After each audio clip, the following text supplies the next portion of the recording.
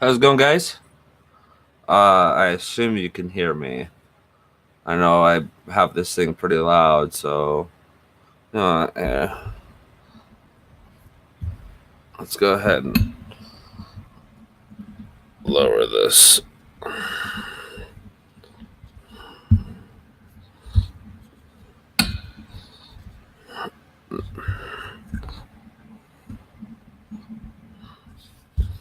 Turn this down a little bit.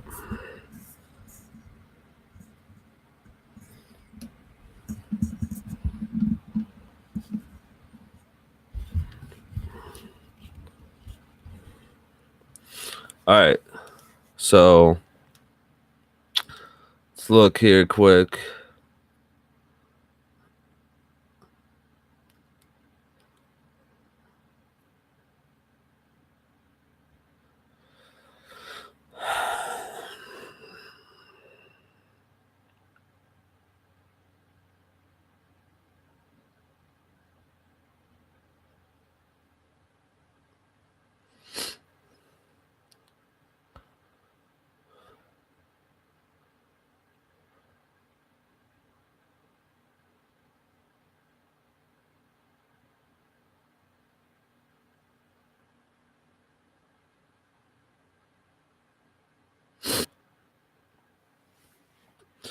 President Trump warned early Friday that a partial government shutdown will last for a very long time, seeking to blame Democrats for a potential government funding lapse that he said last week he would probably own.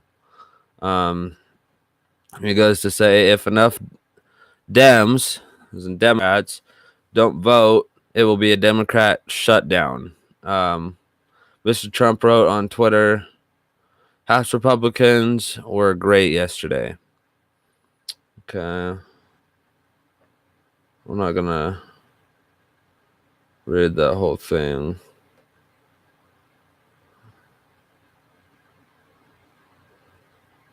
So there might be another government shutdown. Let's go.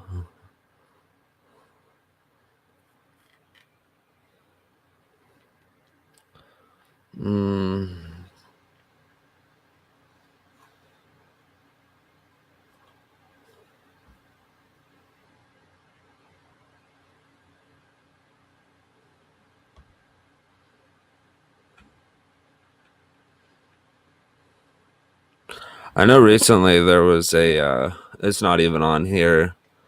I'm just going off what I've seen on Facebook. Recently here in Nebraska, there was a bomb threat. I think it was four boys out of Cambridge are being charged felony charges for threats against a school. But there was another one that some kids out of Cambridge, or not Cambridge, the elementary school out of McCook had to be evacuated because there was supposed bomb threats going around, which I don't know full, what's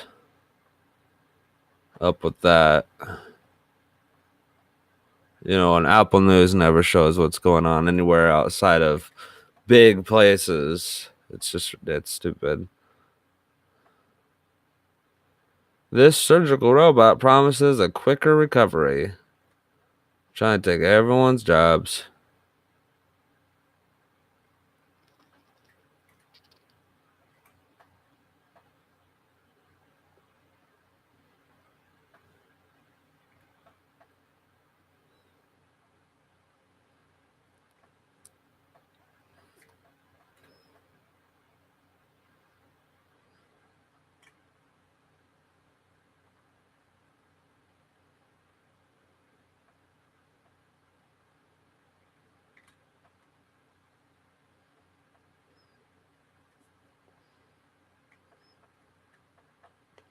What?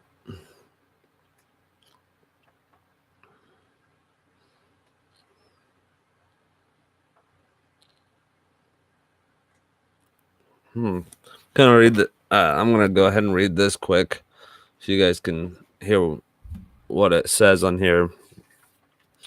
The epic 3,000-mile monarch butterfly migration may become a thing of the past. Each fall, monarchs travel from their summer homes in the northern U.S. and Canada to winter habitats in California and Mexico.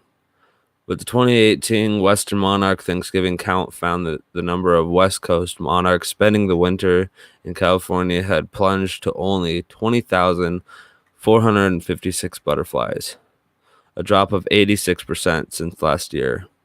The number of Eastern monarchs overwintering in Mexico this year has dropped 15% since last year, for a total decline of more than 80% over the last 20 years, according to the National Wildlife Federation. This year's count is only the latest in the string of bad news for the charismatic butterfly that makes one of the longest known insect migrations. The culprit? Humans, of course. The twin forces of human-caused climate change and habitat loss are now threatening North American monarch butterflies with extinction. Increasing carbon dioxide levels may be making milkweed, the only food monarch caterpillars will eat, too toxic for the monarchs to tolerate. And higher temperatures may also be driving summer breeding areas further north.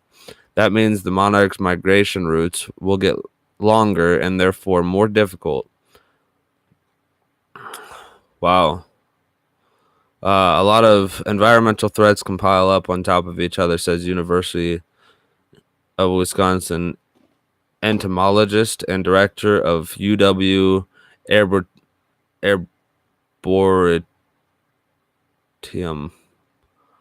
I have no idea what that word is.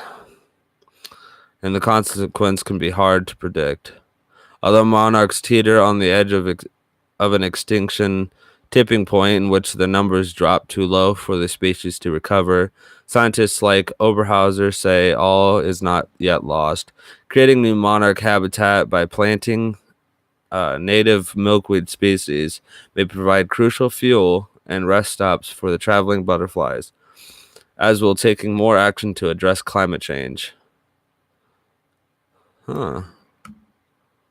So monarchs risk going extinct. That's what it's saying, which is crappy. Going off the grid in Namibia. Start your machine learning engines, Amazon. Still need to buy a gift?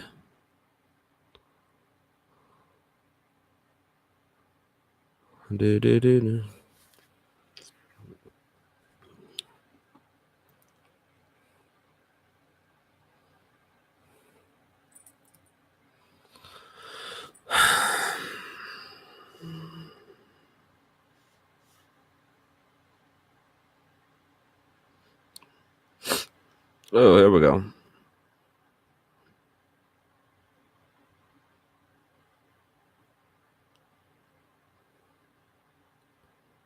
I guess not.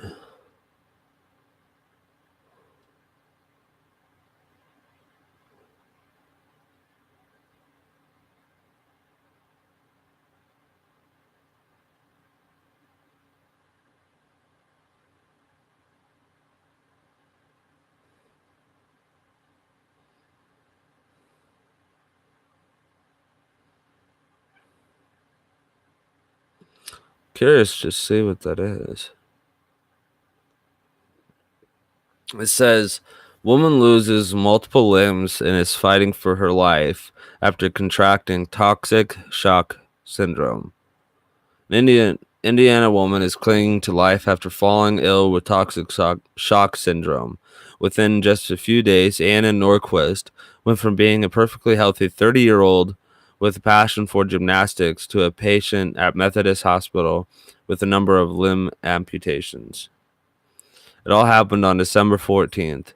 Anna got back from a concert in Chicago. She was in Chicago on Friday, went to a concert, stayed through Saturday, and drove home Sunday. Anna's father, Gordon Norquist, told Fox 59, She didn't feel well and thought she was getting the flu and thought she was getting flu-like symptoms. Then by Monday, she was fighting for her life, Gordon told the outlet. While doctors are still trying to determine how Anna contracted the life-threatening condition, they believe it was due to an infection caused by Streptococcus, the same bacteria that causes strep throat. So as you heard there, the same bacteria that causes strep throat. Okay. They don't know how and will probably never know exactly where the infection entered, Gordon told Fox 59. They think it was the right arm, and that's probably why they took it first. Due to the infection spreading, Anna lost her right arm, her left leg, and is scheduled to have her left hand amputated as soon as she is stable enough. She has had 10 surgeries and is expected to undergo more in the future. Wow. She has had compartmental surgery on both of her arms and both of her legs. She is sliced open from head to toe. At best, she will have multiple surgeries and multiple amputations, her family explained on the GoFundMe. So they have a GoFundMe page. What's her name? Anna Norquist. Look it up on GoFundMe and help them out. Family explained on the GoFundMe created in hopes of covering her medical expenses. According to the Mayo Clinic, toxic shock syndrome is a complication of certain types of bacterial infections. Risk factors include recent surgery, open wounds, and oftentimes the use of super absorbent tampons.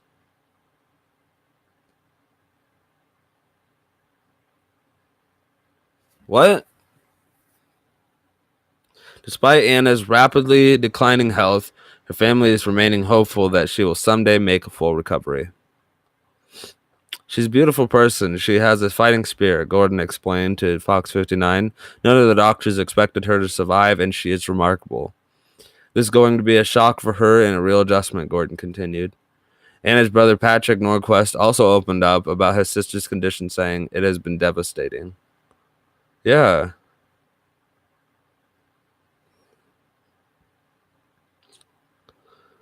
Says here, it got so bad after about 24 hours she couldn't even lift her head up to take a sip of water. Her kidneys hurt, she couldn't urinate, Patrick said, remembering what it was like to watch his sister before she was admitted to the hospital. Anna is expected to remain in the hospital for the next 4 to 6 months. Not weeks, not days, not hours, months.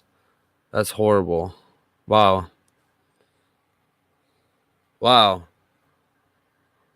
I don't know if that's kind of a good picture right there for go check out the GoFundMe page and help them out, because that's wow.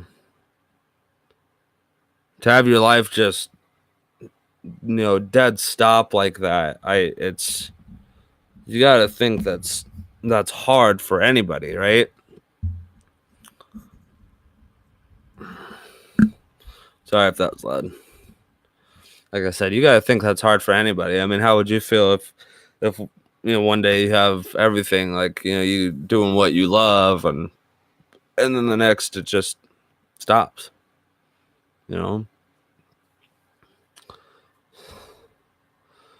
Buy the latest iPhone. Get the iPhone X on us. No. Police officer found guilty of condom stealthing and landmark trial. The hell is condom stealthing?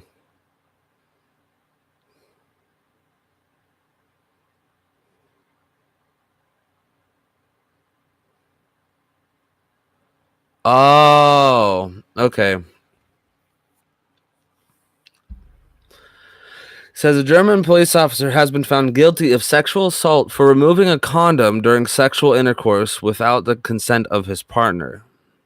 That's stealthing, whatever. In what is believed to be the first case of its kind to be prosecuted in Germany. The defendant, 36, was found guilty at a local court in Berlin on December 11th after carrying out the offense at his apartment in the German capital on November 18th, 2017, said Berlin's chief court spokeswoman, Lisa Jani. He received an 8-month suspended jail sentence from the court and was fined 3,000 euros. I think that's right. I think that's what that little symbol is. 3,000 euros or 3,400 US dollars, and damages along with 96 euro fine to pay for a sexual health test for the female victim. The victim told the court that she explicitly requested the man to wear a condom and gave no consent to sexual intercourse without protection. She added that she realized that the man had not been wearing a condom only when he ejaculated, according to Johnny. The woman subsequently left his flat enraged, worried that she might have caught a sexually transmitted disease, and called the police to the defendant's property, but he did not open the door. Stealthing is the subject of continuing legal and linguistic global debate. Its prosecution has only been made possible in Germany since the country's sexual crime laws were reformed in 2016, placing greater weight on consent when considering sexual assault claims. Legal experts Alexandra Brodsky wrote on the topic in the Columbia Journal of Gender and Law, advocating for a new civil law that would specifically name the practice as non-consensual condom removal in order to help victims gain justice. Okay, see, right away, I already see a problem with that. And it's the same problem we do here in the US. And that problem is fake rape calls, okay? You women out there, and I'm not saying all women do it, and I get it, whatever. If you're raped, it's actually a bad thing, and I think it's fucking disgusting for somebody to rape people. I think it's the worst thing fucking ever. But if you're just upset at somebody and then you claim that they raped you when they didn't, and you're actually just upset at them for doing something, and you claim rape, you've ruined their life, because chances are they're not going to get a fair trial, because you're the woman, and feminists are about equality, right? Well, when it comes to that, that's not equality. Men are dirt and worthless pieces of shit when it comes to that shit. You don't see, and it happens. Women do rape men. That's a real thing. But that goes to court. It's not really, they don't really, nothing happens to the woman, really. I mean, but like I said, when it comes to a rape charge for a guy, it's not a fair trial. His life's over. And like I said, if the guy actually raped the woman, he deserves to be in jail for a very long time. He's a worthless scumbag piece of fucking shit. Okay? But at the same time, if you're just upset at a guy because he broke up with you or he did something you didn't like, and then you go and report him and say that he raped you when he really didn't, it makes you a scumbag. Okay? Because now his life's over. It's everything that he could have had is done. And it's not just when he goes to jail. It also deals with when he gets out, he has to register as a sex offender, and his life's fucking ruined. If he has kids, can't see them. It's gonna take a lot for him to be able to see his kids again, because you decided to fucking cry wolf, but whatever.